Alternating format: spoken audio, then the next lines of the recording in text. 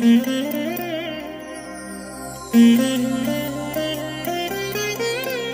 దినం పరము నుండి దిగివచ్చు మాట. ఇది నీ జీవితానికి వెలుగుల బాట. నీ ఒడిలో ఉంచబడిన దీవెనల మూట, అద్భుతాల ఆనంద ఊట. ఆగస్టు 24 సంవత్సరమంతా మీరు బైబిల్ చదివి ముగించడానికి ఈరోజు మీరు చదవలసిన లేఖన భాగము ఉదయం 116, 117, 118, 119 కీర్తనలు. సాయంత్రం 1 కొరింథీ పత్రిక 7వ అధ్యాయము 1 నుండి 19వ వచనం వరకు. క్రీస్తునందు నాకు అత్యంత ప్రియమైన దేవుని బిడ్డలారా, ఈ ఉదయకాల సమయంలో ప్రభు కృప మీకు తోడైనుగాక.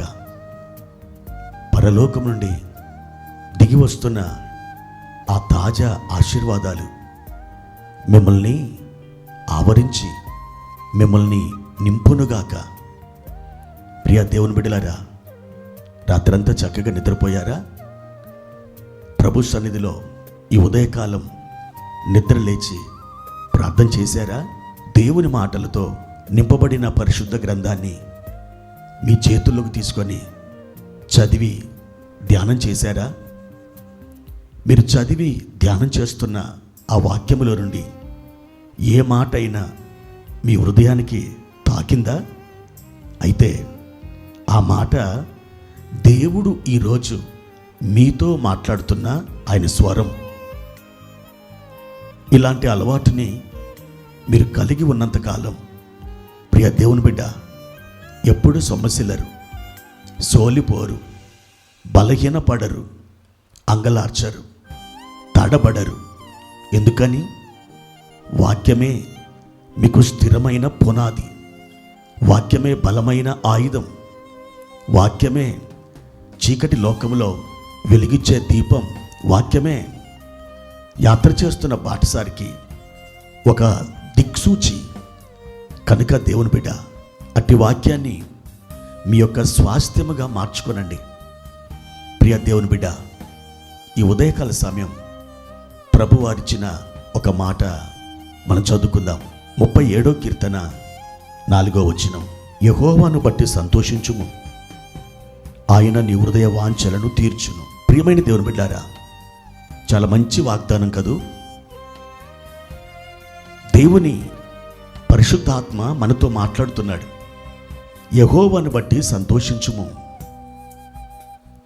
దేవుని బిడ్డలారా, ఒక ప్రశ్న మిమ్మల్ని అడగాల.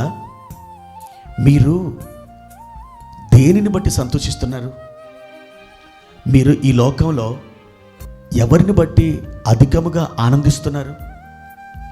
మీ ఆనందం, మీ సంతోషం ఎవరిలో ఉన్నదో, దేని యందు ఉన్నదో దానిని బట్టి మీ ఆత్మీయ జీవితాన్ని కొలత వేయచ్చు. మీరు ఆత్మీయంగా ఏ స్థాయిలో ఉన్నారో, ఆత్మీయంగా ఏ మెట్టు మీద మీరు నిలబడి ఉన్నారో తెలుసుకోవచ్చు. ఒకవేళ దేవుడే మీ ఆనందమైతే తప్పకుండా దాని కింద ఉన్నటువంటి వాగ్దానం అక్షరాల మీ పట్ల నెరవేరుతుంది. ఆయన మీ హృదయ వాంఛలను తీర్చును. అవును దేవుని బిడ్డ, నీ ఆనందం దేవుని అందున్నప్పుడు నిశ్చయముగా నీకు కార్యం చేయడానికి ఆయనే బాధ్యత వహిస్తాడు.